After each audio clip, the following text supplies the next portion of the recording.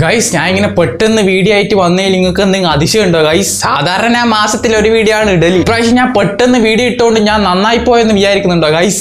എന്ത് ചെയ്യാനാ? അപ്പൊ ഗൈസ് ഇന്ന് കുറച്ച് പെയിന്റ് അടിക്കാരികളാണ് റിയാക്ട് ചെയ്യാൻ പോകുന്നത്.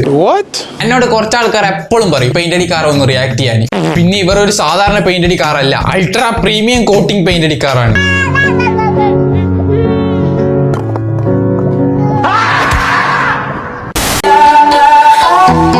ഗൈസ് ഈ കുട്ടീനെ നോക്കിയാട്ടെ, നല്ല നിലാവുദിച്ച പോലെ ഇല്ലേ?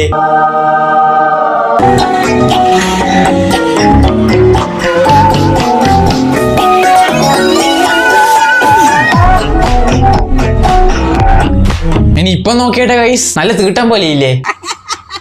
ഇതാണ് ഗൈസ് ഈ പെയിന്റ് അടിക്കാറ് പ്രത്യേകത. ഇത് കണ്ട അടിച്ചടിച്ച് നല്ല നിലാവുദിച്ച പോലെ ആക്കിയാണ്ട. കഴിഞ്ഞില്ല, എന്നുണ്ട്, ഇത് തുടക്കാൻ മാത്രാണ്.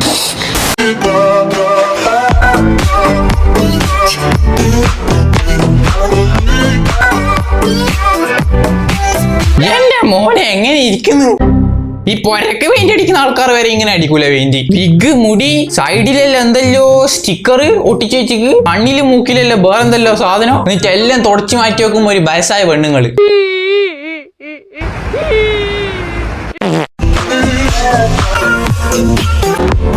ഇതെല്ലാം എന്തെന്നാ ഈ മോത്താക്കുന്നത് പറിച്ചെടുക്കുന്നത്? പ്ലാസ്റ്ററോ? ഞാൻ അന്നേ പറഞ്ഞ ഇവർക്ക് ഈ പ്ലാസ്റ്റർ ഇല്ലാണ്ട് ജീവിക്കാൻ പറ്റൂല. കണ്ട നോക്ക് നോക്ക്.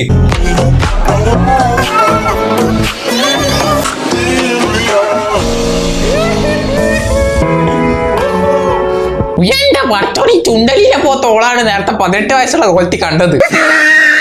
വെറുതെ അല്ലേ ഈ കാറിന്റെ പെയിന്റ് മാത്രം നോക്കിയിട്ട് വായിക്കാൻ പാടില്ല എന്ന് പറയുന്നത്. ഇപ്പൊ എനിക്ക് മനസ്സിലായി. വീഡിയോയിലേക്ക് പോകുന്നതിന് ഡിസ്ക്രിപ്ഷൻ. ഇതെല്ലാം എന്തല്ലോ ഈ മൂക്കിലെല്ലാം ഉന്തി കയറ്റി വെച്ചിക്കേ.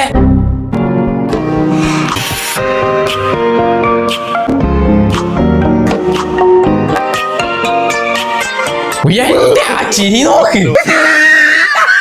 അല്ല ഈ ഉള്ള തോളയിലെല്ലാം കൊണ്ടുപോയിട്ട് ഈ പ്ലാസ്റ്റർ ഈ ഉന്നക്കായി പോലത്തെ സാധനം നിറച്ചിട്ട് ഇത് ഏത് തോളെ കൂടെ ശ്വാസം വിടുന്നത്? അനക്കറിയില്ല കോയാടുന്നു. ഇവർക്കെല്ലാം പിരാന്താണ്.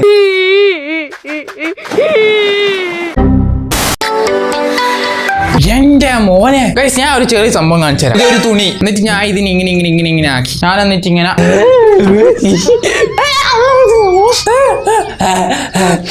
എന്നെക്കൊണ്ട് പറ്റുന്നില്ല ഗൈസ്.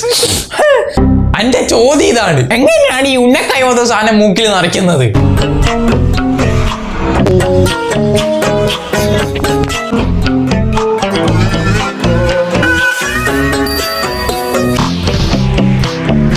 നല്ല ചവയലടച്ച് പശീനെ പോലെ ആയിട്ടുണ്ട്.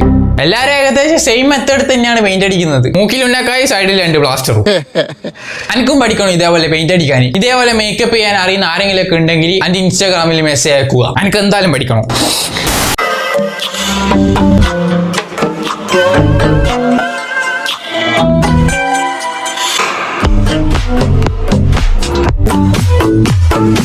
ആ തുണി പിടിച്ച എല്ലാ സാധനം പെയിന്റ് അടിച്ച് ഇവർ പുതിയതാക്കുന്നുണ്ട്. അല്ല ഇങ്ങനെയല്ലേ മേക്കപ്പ് ചെയ്യണമെങ്കിൽ 1 മാസം എത്ര റുപ്യന്റെ ചെലവുണ്ടാവും ഗൈസ്? ആ പൈസക്കാർക്ക് പിന്നെ എന്തോ ആലോ.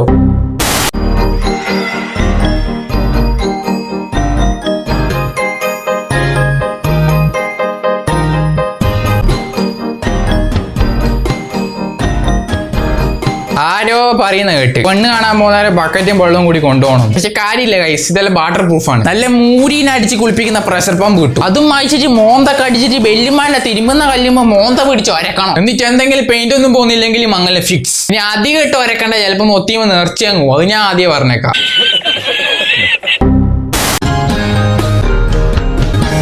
ഏതോ മങ്ങലപ്പെണ്ണാന്ന് തോന്നുന്നുണ്ട്.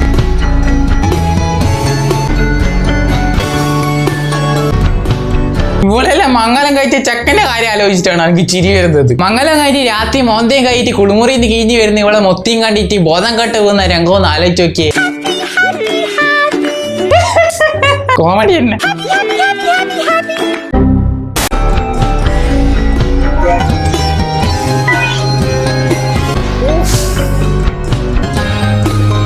എന്ത് പറഞ്ഞാൽ ഇതൊരു കഴിവ് തന്നെയാണ് ഗൈസ്. ഒരു കലയാണെന്നും പറയാം. ഇവള് മാർക്ക് രാവിലെ ഒരു 6 മണിക്ക് എണീച്ച് എടിങ്ങ പോണെന്ന് വിചാരിക്കും. ഇവർ എത്ര മണിക്ക് എണീച്ച് മേക്കപ്പ് ഇടണം? എനക്കും ഒന്ന് രാത്രി 12 മണിക്ക് തന്നെ ഇടാൻ തുടങ്ങുന്നുണ്ടാവും. കാരണം ഉള്ള എല്ലാ തോളയിലും ഈ പ്ലാസ്റ്റർ ഉന്നക്കായി വിട്ട് നിറയ്ക്കണ്ടേ? എന്തായാലും പെട്ടെന്നൊന്നും തീരൂല, കുറെ സമയം എന്തായാലും വേണം.